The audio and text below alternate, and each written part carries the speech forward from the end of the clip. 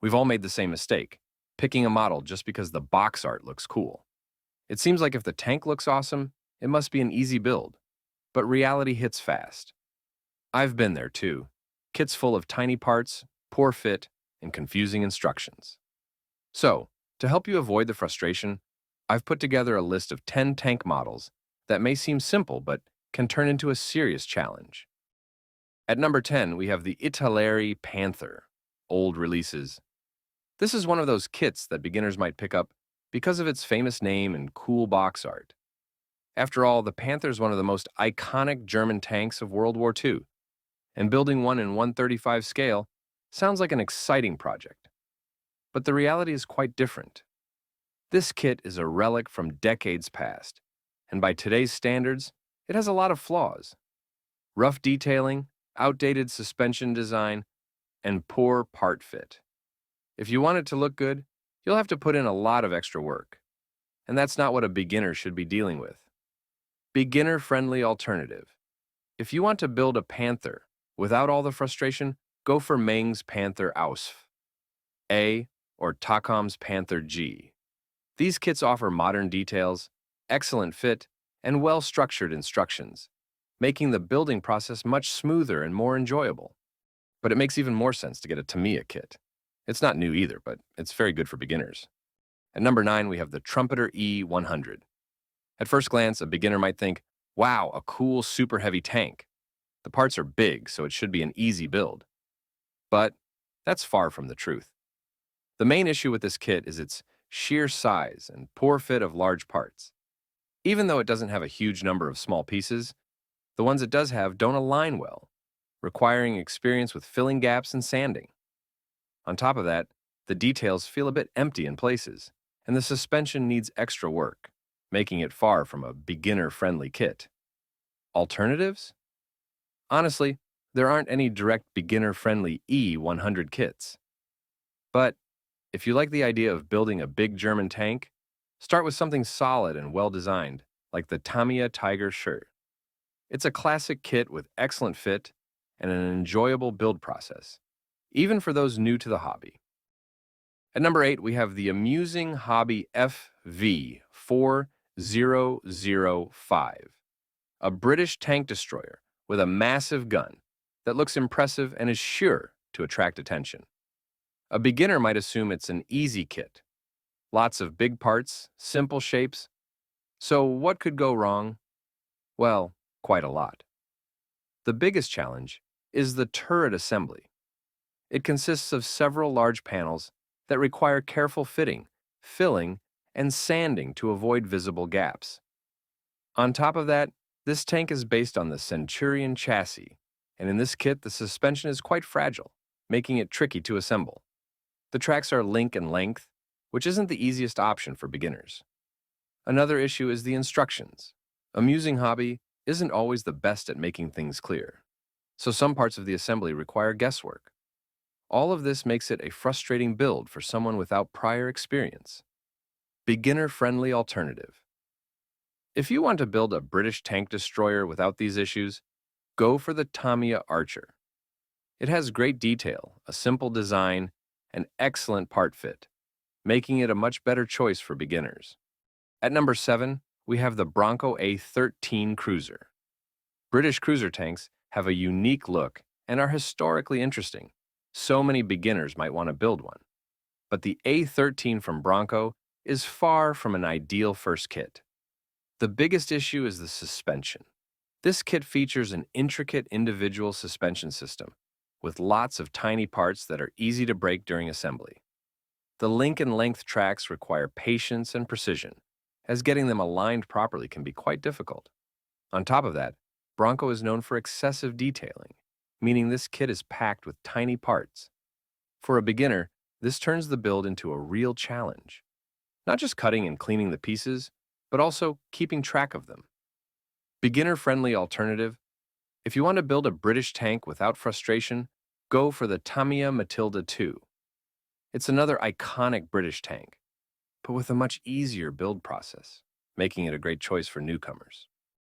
At number 6, we have the Mang Leopard 2A7. Modern tanks look awesome, and the Leopard 2 is one of the most recognizable armored vehicles of the 21st century. That's why many beginners might be drawn to this kit. But Mang's 2A7 is definitely not the Leopard you want to start with. The biggest issue is high part count and excessive detail. Mang produces very detailed kits, but that also means even simple components are broken down into multiple small pieces. For example, the suspension system has a lot of tiny parts, and the road wheels are more complex to assemble than they first appear. The tracks are another challenge. They are fully workable and require careful assembly. The instructions can be tricky in some places, and the sheer number of small details makes the process long and frustrating for a beginner. Beginner-friendly alternative. If you want to build a Leopard 2, go for the Tamiya Leopard 2 A5. It's a well-engineered, beginner-friendly kit that provides an enjoyable build rather than a stressful one. At number 5, we have the Border Models Panzer IV. The German Panzer IV is one of the most iconic tanks of World War II, so it's no surprise that many beginners want to build one in 1/35th scale. However, the Border Models version is far from a good choice for a first kit. The biggest issue is overcomplicated detail and complex construction. Border kits are highly detailed, but that also means even basic parts are split into multiple small pieces. For example, the hull is built from several panels that need precise alignment.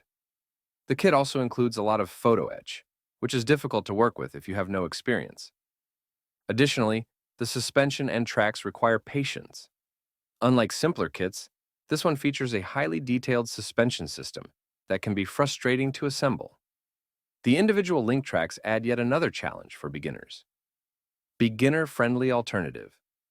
If you want to build a Panzer IV, go for the Tamiya Panzer IV AUSF, H, or Italeri Panzer IV. These kits are much easier to assemble while still offering good detail and an enjoyable building experience. At number 4, we have the Dragon M103A2. The American heavy tank M103 isn't a common sight in model collections, and its intimidating look with a massive turret and long gun makes it an eye-catching choice. However, Dragon's M103A2 is an absolute nightmare for beginners. The first issue is outdated molding and difficult assembly. Dragon is known for its quality, but older kits like this one often suffer from excess flash, mold lines, and poor part fit, making the build much harder than it should be. The second headache is the DS tracks. Some boxes come with old-style Dragon vinyl tracks, which can crack and deform over time. If you get the individual link tracks instead, they require a ton of patience and effort to assemble correctly. On top of that, the instructions are notoriously confusing. Many parts are poorly labeled, and some assembly steps are unclear, requiring experience and guesswork to get things right. Beginner-friendly alternative. If you want to build a big American tank, go for the Tamiya M1A2 Abrams instead. It's modern, easy to assemble, and doesn't require a battle just to put together. At number 3, we have the Rye Field Model Tiger One. The Tiger is arguably the most iconic tank of World War II, so it's no surprise that many beginners want to build one. However, RFM's version is far from an ideal starting point. The biggest challenge is the massive part count. Rye Field Model specializes in highly detailed kits, and their Tiger One consists of hundreds of small parts. Even simple components like hatches and brackets are broken down into multiple pieces. The second problem is the working suspension and tracks. While this sounds impressive, it makes the assembly much harder. The tracks require a long and meticulous build process, and the suspension can be fragile if not handled carefully. RFM kits also include photo-etched parts, which can be tricky for beginners to work with. On top of that, the instructions are sometimes overwhelming, making the build even more complicated. Beginner-friendly alternative. If you want to build a Tiger One, go for the Tamiya Tiger One Late. It offers an easy, enjoyable build with great part fit and none of the unnecessary frustrations. At number 2, we have the AFV Club T34 with interior. The T34 from AFV Club is a great kit, but it's definitely not for beginners. While the model looks appealing, it hides many challenges that can overwhelm newcomers. The first issue is the complex interior assembly. The level of detail inside the tank is quite high, which can easily confuse a beginner. There are numerous small parts, such as control levers, pipes, and equipment, which require careful handling. Many interior components don't fit perfectly, so assembling them correctly requires both patience and experience. The second challenge is the tracks and suspension.